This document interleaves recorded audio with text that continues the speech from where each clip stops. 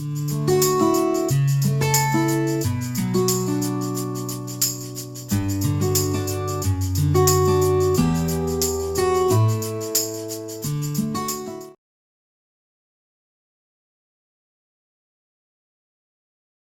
evening.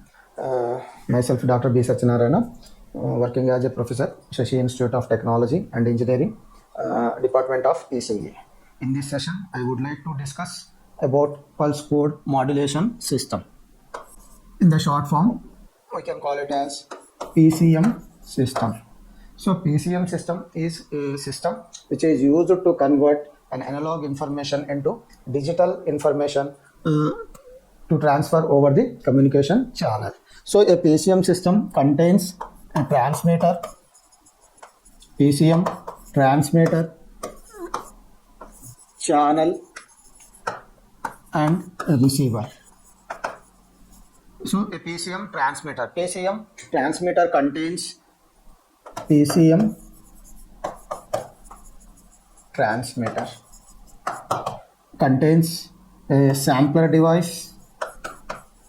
This sampler device follows a quantizer. This quantizer device follows an encoder, and the output of the encoder is given to the here a channel. This channel is connected to regenerative repeater.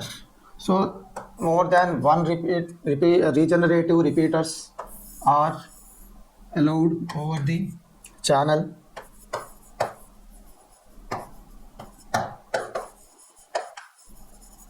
So this regenerative repeater, the output of the regenerative repeater is given to the receiver device, PCM receiver device.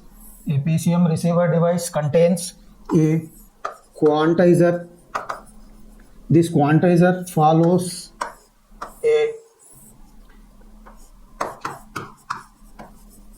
decoder. Decoder circuit follows a holding circuit, and the output of the holding circuit is applied as an input to this low pass filter, and the output of the low pass filter is a original message signal. So this is the block diagram of a pulse code modulation system. A pulse code modulation system contains transmission part, channel part. It contains regenerative repeaters, and the output of the regenerative repeaters are applied to the receiver part. A receiver part contains at the level quantizer, decoder, holding circuit, low pass filter, and the output of the low pass filter is a original message signal. Here a baseband signal or message signal MFT is applied as an input to a sampler device. Before to the sampler device, we have low pass filter. So that low pass filter allows only low frequency signals and rejects high frequency signal. So this original message signal is applied as an input to the sampling device. So this sampling device works based on the principle of sampling theorem. Sampling theorem refers to for a band limited signal which has no frequency components beyond omega hertz. So the knowledge of the samples can be recovered by taking 2 omega samples per second. That is, the concept will becomes here the sampling frequency that should be greater than or equals to twice that of the modulating frequency. So based on this principle, here a baseband signal is sampled at different instants of the time, and it results the samples over the time instant. That is, in accordance with the baseband signal, the samples will be resulted over the time axis and amplitude axis. We can consider it as y-axis as amplitude axis, and this sample x-axis will be considered as time axis. So these samples at a different instance of time, that is from 0 to suppose 5t or 60, here we can uniformly we will provide the time samples that is 1t, 2t, 3t, so on up to the extent of the samples which are available over the time axis. So these samples are applied as an input to the quantizer. Quantizer is a device which is used to round off the signal. It is the process of rounding of the signal. It is the process of the rounding of the signal means here we have amplitude, again it is 1 volt, 2 volt, 3 volt, so on. It is up to the certain extent. Here based on the signal amplitude we will consider the samples. Suppose this sample may be existing between 5 to 6 volt amplitude. So here this signal I can consider it as a 5.6 volt signal, and this signal will be this sample will be taken as around it is 3.4 volt sample. So these two samples are the samples which are available over different instance of time are received by the quantizing device. This quantizer device round off the value. This is this 5.6 volt signal will be treated as a 6 volt signal, that is rounding off to the nearest value. So this 6 volt signal 5.6 is rounded off as a 6 volt signal. Suppose 3.4 volt signal will be 3.4 volt sample is rounded off as a 3 volt signal. So like this, the different instance of time different samples are rounded off by the quantizer. So this signal, this amplitude is applied as an input to the encoder here. That is, here is encoder receives the 6 volt signal and it will converts into binary form, that is 6 volt will be encoded as 1 0. This 6 volt signal is encoded by the encoder in the form of 1, that is binary 1 1 0. And suppose if the here one more sample we consider it as, suppose if it is a 2 volt signal, I will consider it as 0 1 0.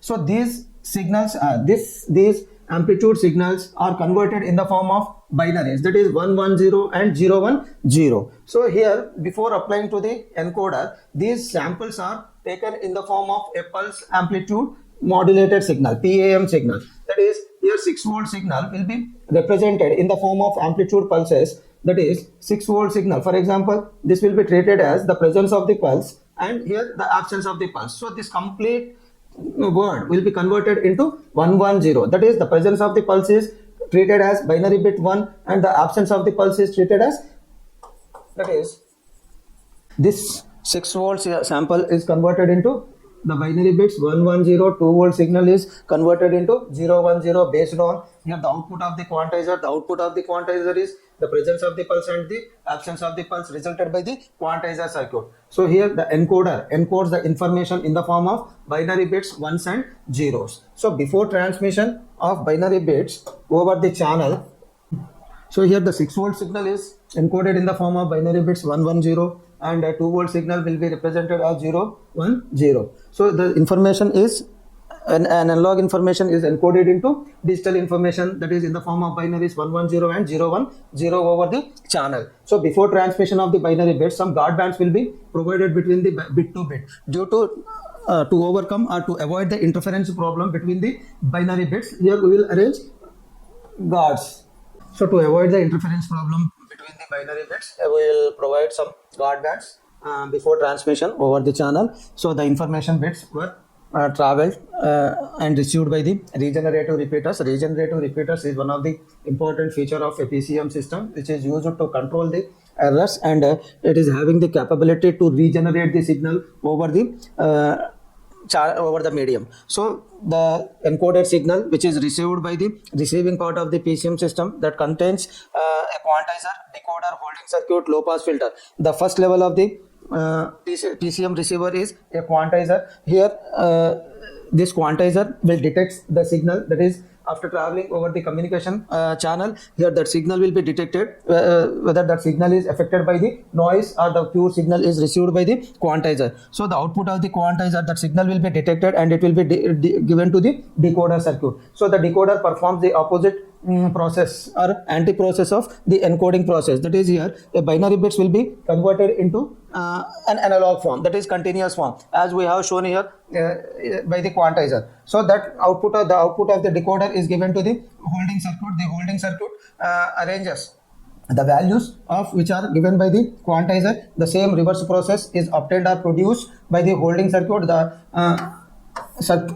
output of the holding circuit, it holds the actual values, and that will be given to the low pass filter. So here again a high frequency signal will be converted into low frequency signal, that is a digital transfer. Digital information is decoded in the form of an analog signal. That analog signal, a low frequency signal, is applied to the low pass filter. This low pass filter results our original message signal. We can also call it as a baseband signal. So basically this is a system which is used to convert an analog signal into digital signal, which is applicable for advanced voice communication system, digital TVs, suppose to compress the information over the digital discs, right? This is one of the important system in converting analog to digital information. Thank you.